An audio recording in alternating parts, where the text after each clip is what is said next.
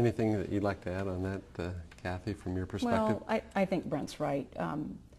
We all agree that $10 was just ridiculous. I mean, it was long overdue to have a change. And you look nationwide, and there's plenty of states out there that have higher minimum taxes.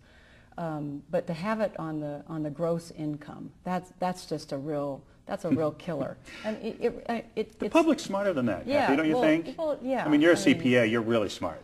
So, okay. But I think the public gets at this point that your local dry cleaner can go out of business. Exactly. We've seen G.I. Joe's go out of business. We've seen Mervyn's go out of business. And we've seen GM go bankrupt. And we've seen AIG go bankrupt. And I think they understand, the public gets it, that a business can lose money and be in danger of losing its existence, and all their jobs go with it. The legislature doesn't get that. They just think if you have sales, GM has a lot of sales. Is anybody going to think, you know, they have they're not losing money now? So I think the public understands that, and I hope they understand on January 26th that they shouldn't be raising tens of thousands of dollars of taxes against companies who are losing money. Right. That's where they overreached. But tens of thousands. Right. I met one of the owners of Gresham Ford. Their minimum went from $10, too low, to $30,000. $30,000. Right. And that's why we have the referral today, because the legislature could not, for some reason, foresee that happening, and that this is a net that casts in all sorts of directions that they didn't anticipate. I think you could really get the business community and out there, and they'd be supportive of an increase in the minimum tax. It wasn't done the right way. And I think you get the education out there, let the public know, exactly how we can make this work. It's not gonna hurt the government jobs. I mean, we do agree. We need to have those government jobs. That's part of this community here in Salem. But I think you really could get a good, strong support for an increase in the minimum tax. But just don't base it on the gross sales. The percentage of the taxes, Mike, is also an issue. I mean, the personal, it's going up by 10%. They're going to use 0.9%. It's only going on 0.9. Well, it's going from 9% to 9.9 for the personal. That's a 10% hit. That's substantial. And on the corporate side, it's higher, actually. It goes up 20%, and then 2 years later it'll drop down. But it'll represent a 15% increase in the rate. And it's really sad to see people making dishonest arguments out there about how small the increase is, and they use the fraction of a percentage. When it goes from 9 to 9.9, that's a 10% increase. When it goes from 6.6 to 7.6, that's a 15% increase in the rate. And there have been smaller impacts on taxation that have caused people to move their residences across the border into Washington. Much smaller tax impacts than what is being talked about here. So we have some historical evidence where that has occurred. The Portland Business Journal recently wrote an article that stated that there is going to be the potential of more of an outpouring of folks from Oregon across the border. And we are bordered by states that have zero income tax. Personal income tax. How do you see that impact, Kathy, from your standpoint in terms of what that loss is? And I know you probably don't have numbers that document the actual loss to the state of Oregon, but I think, factually, there have been individuals and businesses that have done it, and do you foresee that will happen again? Oh, absolutely. Washington hasn't always had the best tax structure for corporations. They have the B&O tax up there. And so some Oregonians were hesitant to move their business, but now that with this increase in the tax rate, I think they're really going to look at that seriously and say that's a potential for me to move my businesses out of Oregon.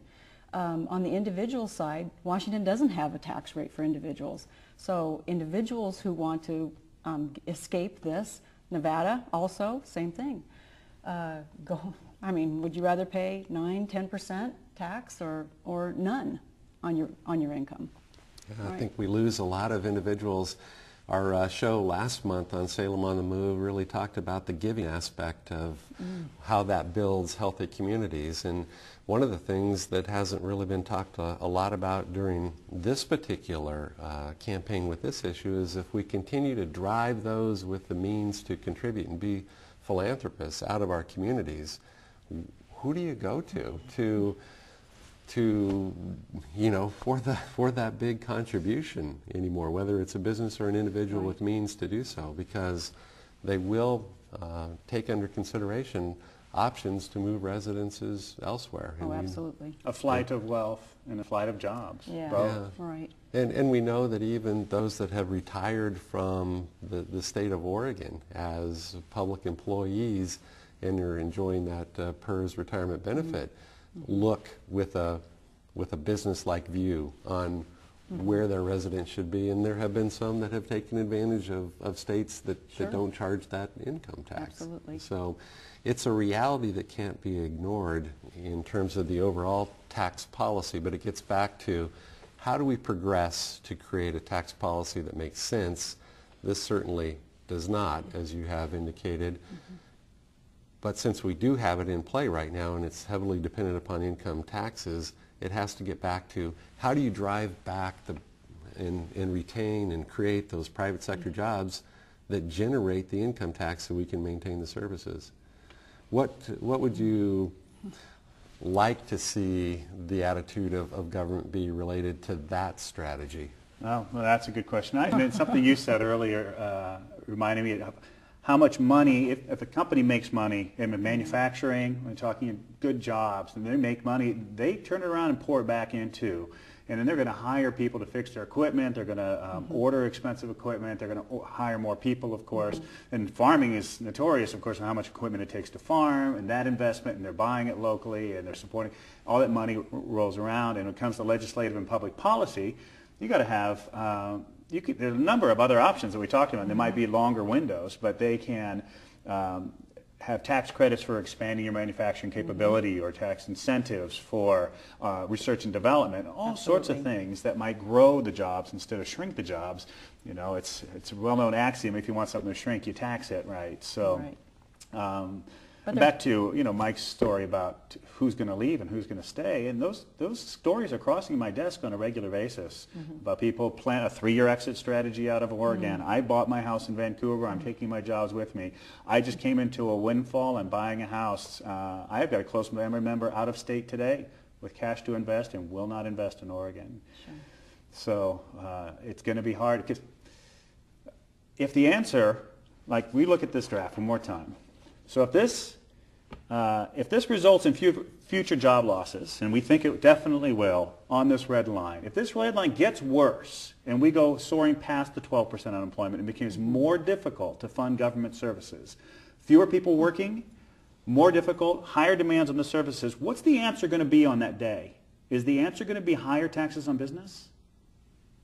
To reverse that, is that going to be the answer then? Well, if it's not the answer then, it is not the answer right now. That's what people have to do. Do we really want to take that and make it worse and think, well, if that gets worse, we'll just raise taxes on business again? And these two combined are the highest tax increase in Oregon's history.